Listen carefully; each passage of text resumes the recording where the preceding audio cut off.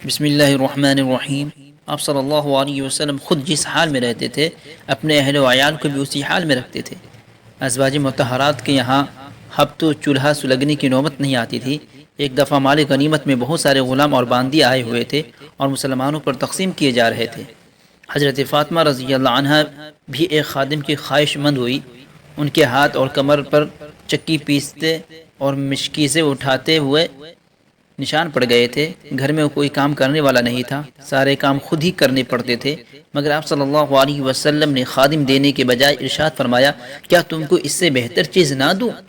پھر آپ صلی اللہ علیہ وسلم نے ان کو سوتے وقت 33 دفعہ سبحان اللہ اور الحمدللہ 33 دفعہ اور 34 دفعہ اللہ اکبر پڑھنے کی تلقین فرمائی۔ سیم و زر اور دنیا کا ساز و سامان آپ صلی اللہ علیہ وسلم کو اس طرح کھٹکتا تھا کہ جیسے جسم میں چبھتی ہوئی سوئی۔ ایک دفعہ ایک ضرورت مند آیا اور مدد کا طلبگار ہوا۔ آپ کے پاس دینے کو کچھ نہیں تھا، لیکن عادت مبارکہ تھی کہ سائل کو کبھی واپس نہیں فرماتے تھے۔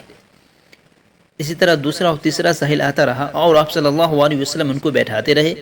اللہ کا کرنا ایسا ہوا کہ ایک صاحب آئے اور 4 اوقیہ چاندی آپ صلی اللہ علیہ وسلم کی خدمت میں ہدیہ کیا۔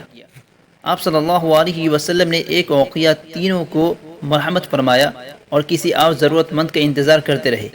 اتفاق سے کوئی حاجت مند شخص نہیں آیا اور چاندی آپ صلی اللہ علیہ وسلم کے پاس رہ گئی۔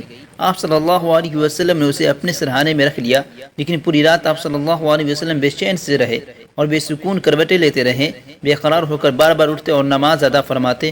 ام المومنین حضرت عائشہ رضی اللہ عنہا اس کیفیت کا سبب دریافت کیا تو چاندی نکال کر دکھایا اور فرمایا کہ یہی میرے بے قراری کا باعث ہے، ڈر لگتا ہے کہ کہیں ایسا ہو کہ یہ چاندی میرے پاس رہے اور اسی حال میں خدا کا بلاوا آ جائے۔ آپ صلی اللہ علیہ وسلم کا رہن سہن اور طور طریقہ سے قدم قدم پر درویشی ٹپکتی تھی۔ کپڑے اتنے معمولی اور موٹے ہوتے کہ کھدرا پن کی وجہ سے دوسرے کے لیے پہننا بھی دشوار ہوتا۔ کھانے کا حال یہ ہوتا کہ جو میسر آ جاتا ہنسی خوشی تناول فرماتے۔ ایک بار سرکہ مل گیا جسے لوگ معمولی سمجھتے تھے تو فرمایا کہ سرکہ تو بہترین سالن ہے۔ کھانے کی بیٹھک بھی تواضع اور فروتنی کا مظہر تھی۔ خود ارشاد فرمایا کہ میں اس طرح کھاتا ہوں جس طرح کوئی غلام کھاتا ہوں۔ کوئی امتیاز بالکل پسند نہ تھا۔ اپنے رفقا کے ساتھ ایک ہی برتن میں تناول فرما لیتے۔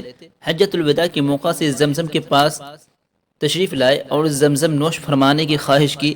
زمزم پر حضرت عباس رضی اللہ عنہ اور ان کے خاندان کی ذمہ داری تھی۔